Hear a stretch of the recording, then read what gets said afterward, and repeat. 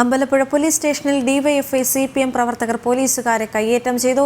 4 CPM പ്രവർത്തകർക്കെതിരെ കേസെടുത്തു. പൊതുസ്ഥലത്ത് മദ്യപിച്ചതിനും duty തടസ്സപ്പെടുത്തിയതിനും case. കാറിലിരുന്ന് മദ്യപിച്ചതിന് പിടികൂടിയ യുവാക്കളെ ഇറക്കാനായി സ്റ്റേഷനിലെത്തിയതാണ് പ്രവർത്തകർ. വിവരങ്ങളുമായി നിഷ ദിലീപ് ചേരുകയാണ്. നിഷ, കയ്യേറ്റത്തിലേക്ക് എത്തിച്ച കാരണം എന്താണ്? മറ്റ് വിശദാംശങ്ങൾ. ദേവിക, വൈകിട്ട് 6 മണിയോടെയാണ് ഇങ്ങനെയൊരു സംഭവം ഉണ്ടാകുന്നത്. കരുമാടിയിൽ പൊതുസ്ഥലത്ത് കാറിലിരുന്ന് മദ്യപിച്ച യുവാക്കളെ അമ്പലപ്പുഴ പോലീസ് പിടികൂടി സ്റ്റേഷനിൽ കൊണ്ടുവന്നു. ഈ യുവാക്കളെ ഇറക്കാനായി അമ്പലപ്പുഴ MLA PAയുടെ അനുജനും കുറച്ച് CPM പ്രവർത്തകരും CPM DYFI പ്രവർത്തകരും അമ്പലപ്പുഴ പോലീസ് സ്റ്റേഷനിൽ എത്തിയതോടുകൂടിയാണ് ഇങ്ങനെ ഒരു സംഭവം തന്നെ ഉണ്ടാകുന്നത്.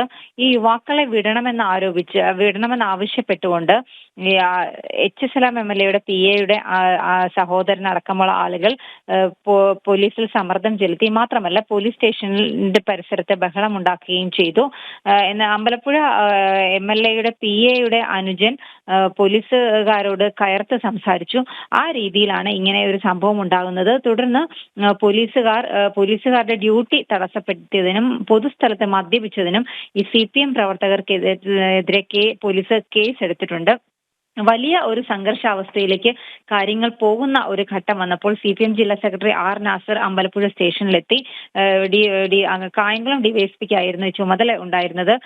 കായംകുളം ഡിവൈഎസ്പിയുമായി സംസാരിച്ചു. അതിനുശേഷമാണ് പ്രവർത്തകർ പിരിഞ്ഞു പോകാൻ തയ്യാറായത്. മാത്രമല്ല, പോലീസുകാർ മർദ്ദിച്ചെന്നാരോപിച്ച് CPM പ്രവർത്തകർ ആലപ്പുഴ മെഡിക്കൽ കോളേജ് ആശുപത്രിയിൽ അഡ്മിറ്റ് ആകുകയും ചെയ്തിട്ടുണ്ട്.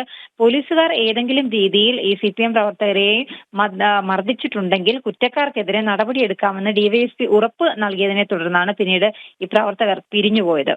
ദേവിക. ശരി നിഷ ദിലീപ് ആലപ്പുഴയിൽ നിന്ന് വിവരങ്ങൾ പങ്കുവച്ചു.